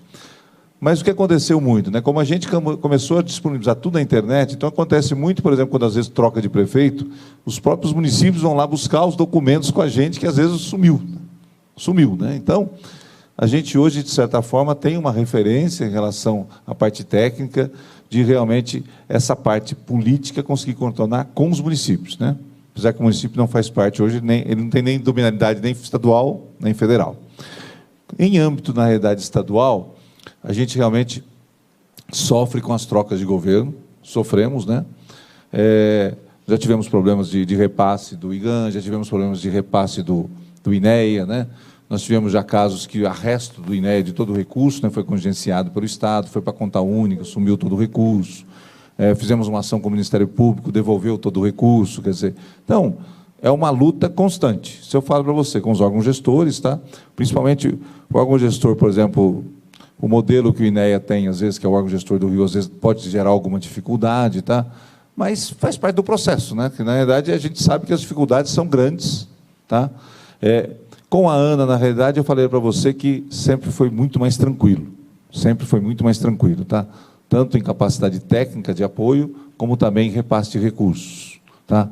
Com o órgão gestor de Minas, nós já tivemos problemas, mas até nesse momento, antes do doce, a gente tinha a representatividade para o comitê CEIVAP era de para a Bacia do Paraíba era 1%, 2%. Agora não, agora no doce ele é importante, grande, mas o Estado de Minas, por exemplo, quando o dinheiro aconteceu, quando trocou a agência, devolveu o IBIO, tinha 100 milhões em caixa, devolveu, e Minas devolveu para nós. Minas jogou de novo na bacia. Aconteceu até o contrário que a gente não esperava, né? O caso da Ana, na realidade, o dinheiro travou, voltou e travou, e depois a Ana conseguiu devolver o recurso também, mas o do IGAN foi automático, né? Aí temos que agradecer porque o Estado de Minas conseguiu fazer, na realidade, uma coisa até mais rápido que a Ana naquele momento, certo? Então tem dificuldade, mas eu acho que também todo local que você for trabalhar, em todo local que você for fazer, as dificuldades tem. Agora, o que eu falei, isso não pode desanimar o sistema. O sistema ele vive dificuldades como qualquer empresa que você trabalha, qualquer setor que você trabalha. Então, a mudança de município, para mim, que são os grandes tomadores de recurso, para mim é muito mais dificultosa que do órgão gestor, vou falar a verdade para você. Porque, às vezes, eu falo sempre o seguinte, né? Para o município dar certo, alguém tem que agarrar o projeto. Se ninguém agarra o projeto, ele não dá certo. E, às vezes, aquele cara que agarrou o projeto foi embora. Aí acabou de vez, né? Tá? Então, isso é muito difícil.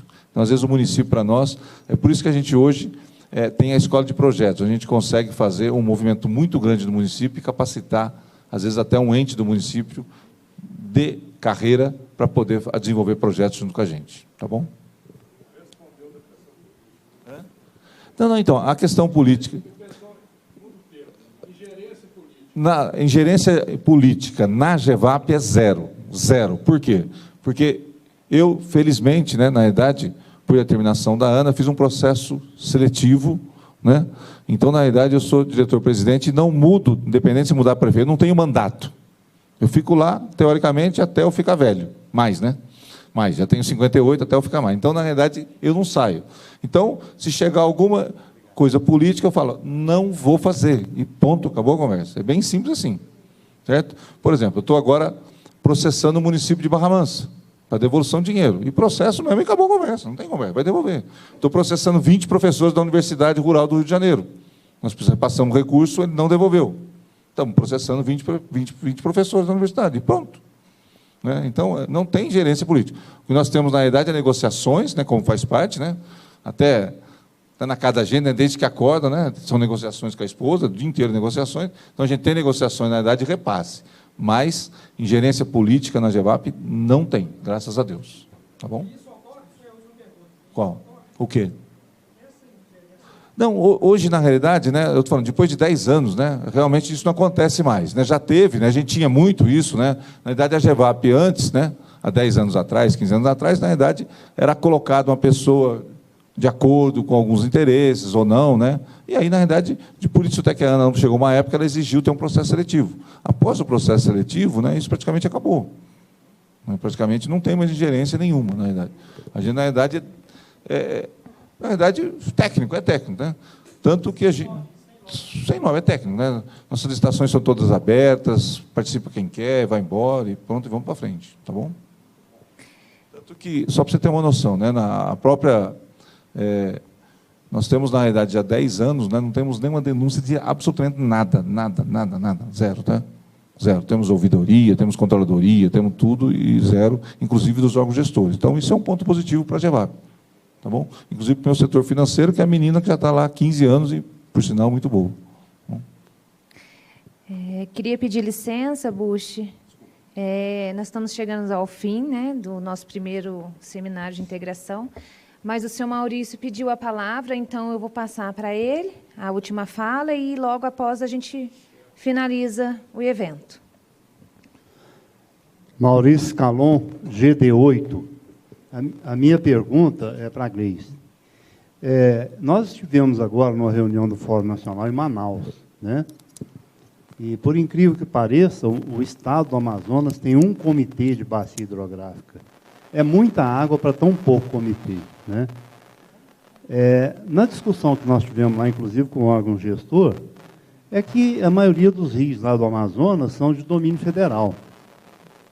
E aqui em Minas aconteceu um processo muito interessante, que partiu, né, do governo do Estado, um decreto estadual, criou um processo indutor, né, da cobrança no Estado de Minas, e a gente está trabalhando com todos os comitês de Minas que ainda não haviam instituído a cobrança.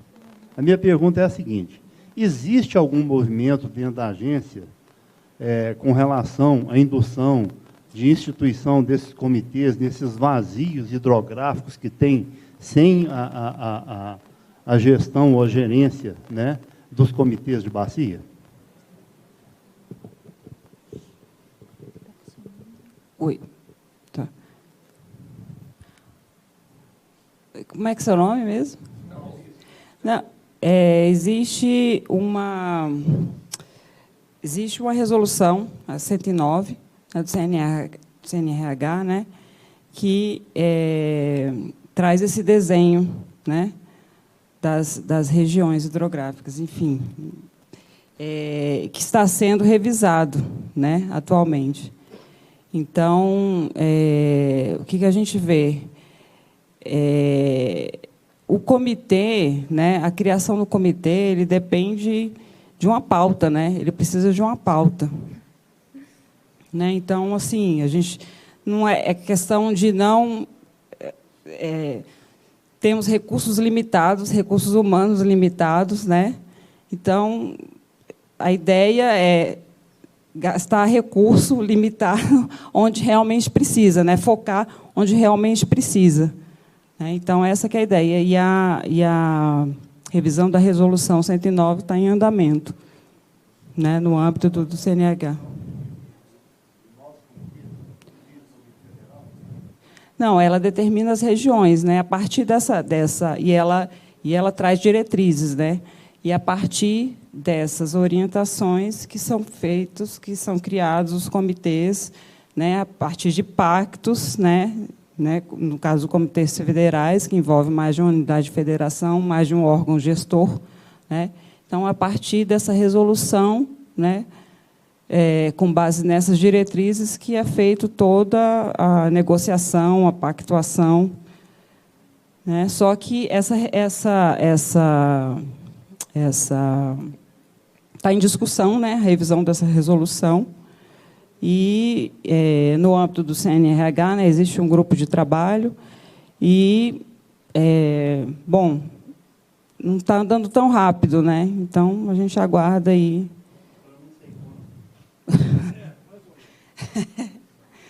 Não tem como te precisar.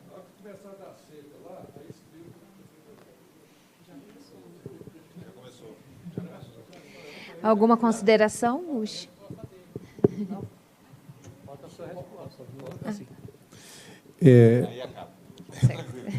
Desculpa. Em relação aos projetos lá no PCJ, nós também não temos nenhuma interferência do ponto de vista político, até porque no plano de recursos hídricos, no horizonte 2020 e 2035, já foram definidos para diferentes temas a hierarquização dos municípios a serem contemplados com recursos financeiros das cobranças PCJ. Então, quando fala em relação a saneamento, né, coleta, afastamento, tratamento de esgoto, já tem todo um ranking estabelecido no plano de bacias, aprovado pelos comitês PCJ, que vai dizer, né? Então, recursos financeiros para o município tal, prioridade, primeiro município, segundo município, terceiro e assim por diante, já tem esse ranking. O mesmo vale para combate às perdas hídricas, também já se tem quais são aí definidas as prioridades, então, quais são os municípios e a respectiva ordem, e para a proteção de mananciais também. Então, que são, né, basicamente os 3 projetos, os tipos de projetos que nós financiamos para tomadores e que basicamente são os municípios que são os tomadores, né? Então todos estão contemplados e hierarquizados no plano de recursos hídricos, portanto não há muito o que discutir, né? A questão é realmente fazer parceria com o município para viabilizar com que o município, né, consiga captar o recurso financeiro, executar, dada a sua prioridade para a bacia como um todo, né? Então esse é o maior esforço, então não há como fazer. Estou na 15ª posição, 15º quero ser o primeiro. Não dá. Você tem tudo muito bem definido, né, conforme aí o plano de bacias, né? Isso do ponto de vista técnico e do ponto de vista administrativo, institucional. Também não há nenhuma, né, ingerência ou interferência do ponto de vista, né, político, né, como bem colocado pelo Rodrigo, meu colega, na palestra anterior, né, o diretor-presidente da Agência de Bacias PCJ, ele é nomeado pelos comitês PCJ, então há uma deliberação dos comitês PCJ que define quem é o diretor, né, presidente, enfim. Então, não há, do ponto de vista institucional, essa ingerência. E lá no PCJ, nós trabalhamos, né, muito bem com toda essa questão política também, tanto que, historicamente, todo presidente do Comitê PCJ federal e estadual paulista é um prefeito. Então, há 30 anos, que nós vamos completar agora o Comitê Estadual, há 30 anos, o presidente do comitê é um prefeito de diferentes municípios da bacia PCJ, né? Então, isso funciona muito bem, enfim, né? Isso já faz parte aí do DNA e toda a rotina de vivência aí dos comitês PCJ. Então, nós também não temos aí nenhuma ingerência, temos um bom relacionamento, né, com o governo do Estado de São Paulo, né, uma boa parceria também com o DAE, CETESB, né, enfim. Então, também não há preocupações aí do ponto de vista de ingerência política. É isso, Bush. Finalizando essa mesa de diálogo, quero agradecer a Grace, da Ana, ao Ives, também ao André, por estar aqui hoje, né, trazendo esses modelos de agência a nível de cada estado aí. Muito obrigado pela presença de vocês e retorno a palavra para a Cristiane. Obrigada a todos. O CBH Grande agradece todos os convidados e participantes e finalizamos as atividades do primeiro dia do Seminário de Integração do CBH Grande. Retornaremos amanhã às 8h30 para as oficinas de trabalho. Uma boa noite a todos e bom descanso.